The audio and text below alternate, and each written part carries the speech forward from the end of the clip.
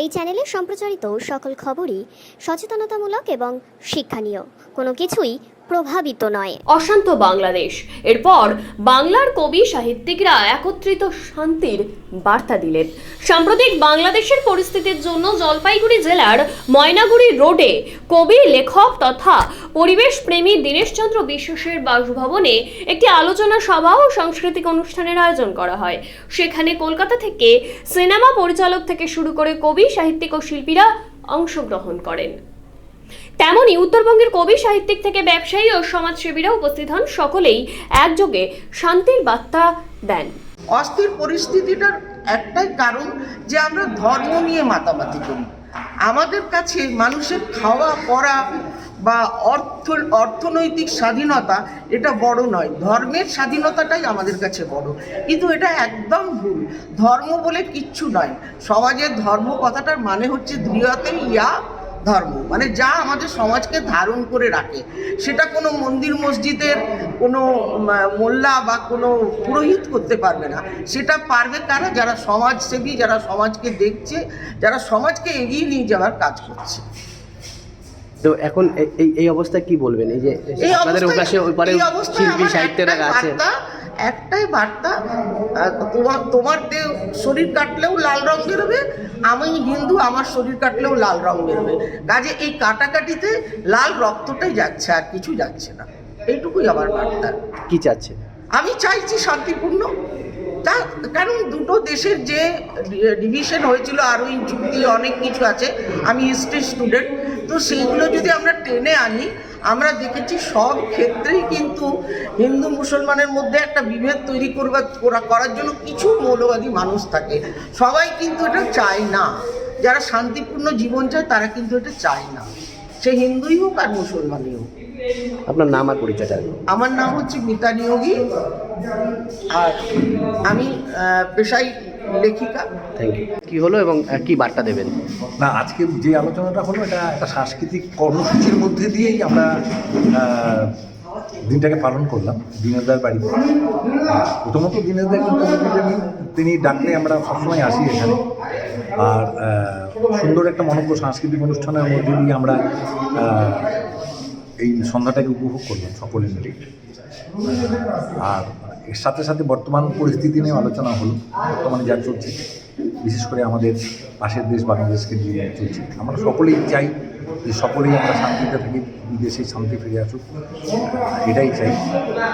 কারণ আমাদের মাতৃভাষা এক, সুতরাং আমরা চাই যে বাংলাদেশের শান্তি ফিরে আসুক এবং ধর্মের নামে হানাহানিটা বন্ধ। এটাই। আপনার নাম পরিচয়? নিরুপম ভট্টাচার্য। আপনি? আমি একজন সঙ্গীত শিল্পী। রকমই বিভেদকামী যারা শক্তি আশ্রয় নিতে না পারে, এটাই আমাদের সকলেরই চেষ্টা হওয়া উচিত। আপনারা দেখেছেন যে খবরে দেখছেন যে প্রতিবাদী কণ্ঠ কিন্তু উঠে এসেছে বাংলাদেশ থেকেই। তারাও চাইছেন যে যেখানে সংখ্যালঘুরা আছেন তাদের আমরা সকলেই মিলে তাদের বুকে আগলে রাখতে চাই। এটাই হওয়া উচিত। এটাই আমাদের আজকের অনুষ্ঠানের পাশাপাশি বক্তব্য। বাংলাদেশেও আপনাদের মতন কবি সাহিত্যে আপনাদেরই ভাই বন্ধুরা রয়েছে, তাদের উদ্দেশ্যে কি বার্তা দেবেন? বা এই যে একটা এফেক্ট বা যোগাযোগ যে অ্যাকচুয়ালি এখন পজিশনে যা আছে, তাতে তো ফিজিক্যালি যোগাযোগটা বিচ্ছিন্ন হয়ে আছে, বা যে অবস্থা, তাতে কি বলবেন?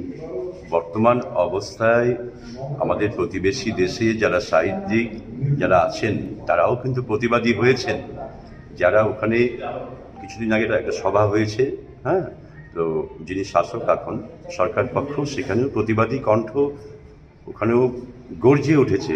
তারাও বলছেন যে একটি দেশে সকলের সমান অধিকার, সকলের কথা বলার অধিকার, সকলের মৌলিক অধিকার থাকা উচিত, বাঁচার অধিকার সকলের আছে।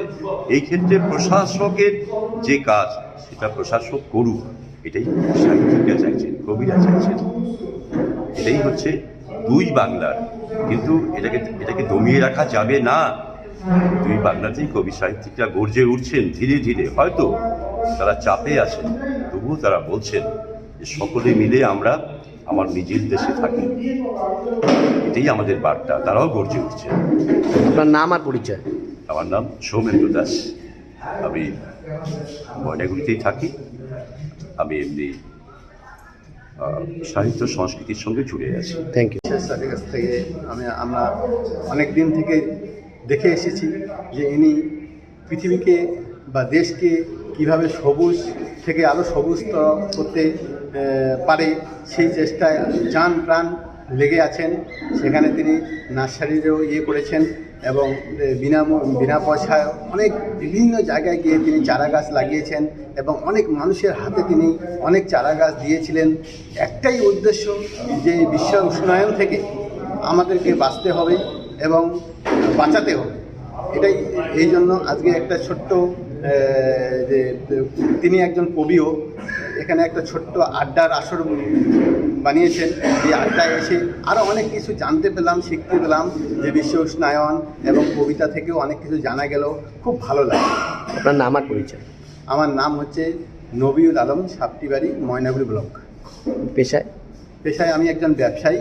আমি ছোটোবেলার থেকে এই সমাজসেবী কাজ করে থাকি, গরিব মানুষের পাশে সাথে থাকি। তো যেটা আমি বলতে চাই যে পরিবেশের ভারসাম্য রক্ষা করতে গেলে সবুজায়ন দরকার, আর সেই সাথে আমাদের প্রতিবেশী দেশ বাংলাদেশ যে উদ্ভূত পরিস্থিতি, সেই ব্যাপারে আমরা চাবো যে আমাদের দুই দেশের সাথে ভ্রাতৃত্ব পূর্বের মতোই থাকবে। এই স্বাধীনতা আন্দোলনে ভারতের অবদান অনস্বীকার্য, যেটা ইতিহাস হয়ে আছে। যদি কেউ এটা অস্বীকার করে তাহলে বলবো তাদের অজ্ঞতা বা আমাদের এই ভারতের প্রতি যে তাদের যে আমরা যা করলাম সেই বিশ্বাসভঙ্গ। আমরা চাবো যে দুই দেশের শান্তি শৃঙ্খলা ফিরে আসবে এবং ভারত দীর্ঘদিন যাবৎ বাংলাদেশের পাশে ছিল এবং ভবিষ্যতে থাকবে। আপনার নাম আর পরিচয়? আমার নাম দীনেশ চন্দ্র বিশ্বাস, আমি ময়নাগুড়িতে থাকি। ওপার বাংলা কি আপনাদের আত্মীয় পরিজন আছে? তাদের জন্য কি কেমন? এবং ওপার বাংলায় আত্মীয় স্বজন বলতে ওখানে আমাদের নারীর টান, আমাদের শিকড়। তো সেটা বলবো যে ওখানে যারা আছে তারা যেন শান্তিতে থাকে এবং সরকারের কাছে আহ্বান জানাবো যে সংখ্যালঘুদের নিয়ে যে ওখানে নানান রকম কথা আমরা শুনি বা অত্যাচারিত হচ্ছে, সেটা যেন অচিরেই বন্ধ হয়, এই আহ্বান রাখছি। আলোচনার মধ্যে কি সেই আলোচনার মধ্যে সেটা তুলে ধরলেন? বিষয়বস্তু ছিল এই আলোচনা আড্ডা, এই যে আজকে? হ্যাঁ, আজকে আলোচনায় বাংলাদেশ নিয়ে একটা কবিতাও ছিল, সেখানে আমাদের সুমেন্দ্রনাথ দাস আবৃত্তি করলো, আমারই লেখা ছিল।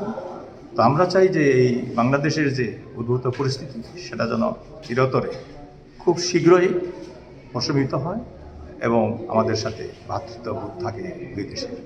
Thank you. আপনার নামটা কি, পরিচয়টা? আমার নাম দীনেশ চন্দ্র বিশ্বাস।